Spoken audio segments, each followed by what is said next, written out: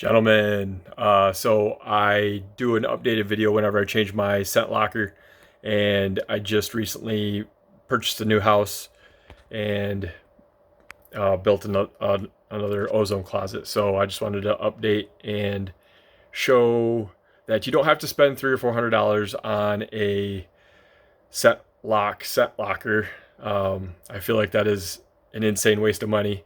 You could just get some ozone producers and put it in a closet or in a TV cabinet, which is what I've done in the past.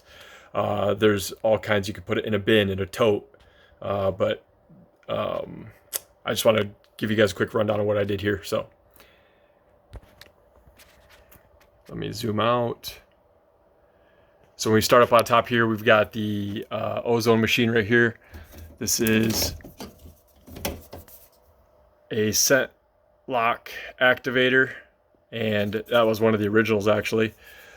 I think it was like 30 bucks, and I don't even think they make those anymore. I've looked for them because I wanted to get a couple backups, but that's been working for me for about 4 years.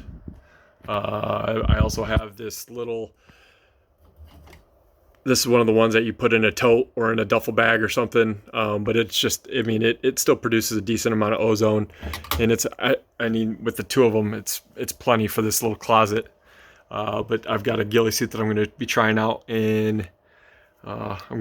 this year. I've got my saddle that I'm going to be hunting in for the first time this year. Been doing a lot of practice in that, but I've got that whole setup right there. I've got my pack and sticks.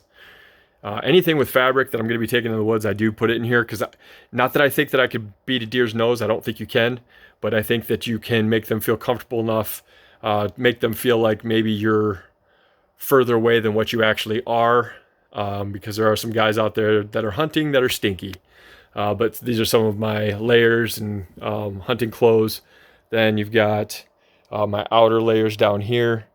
Got the tote down there, and because the ozone is heavier than air, it does pool up down in the bottom here. And so I'll always have a bin down here where I can have, I don't know, it'll be a little more circulation down there. I will have my gloves and hats all laid out here. And what I love about the ozone setup is that I have to wash my clothes about, I don't know, a third as often as I would have in the past.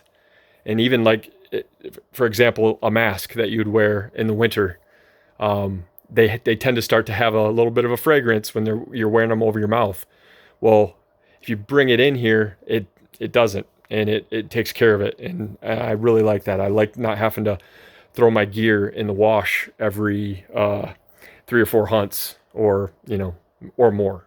So it definitely helps there, I think, and it saves because that can be quite a hassle. But I got my waders here that'll go in there, some boots, but I have my other boots will be put in here. Then I've got, once the season starts, I'll have my boot dryer plugged in over here, and that activator, that scent lock activator, is actually a battery, or not it does work on batteries, but I use the cord here, so that'll get plugged in, and I just run a extension cord underneath the door. But then once I shut this door, I'll shut it, and then on the outside I'll just put down a like a towel or something that I'll just stuff in that crack, just to try to keep as much of the ozone inside and circulating as possible. Again, it does like to pool up at the bottom, but it's definitely worked for me in the past, and this is it's a fantastic compromise for spending $300 or $400 on a scent locker that I do feel is unnecessary. So just a tip out there. Hope you enjoy it. Thanks for watching.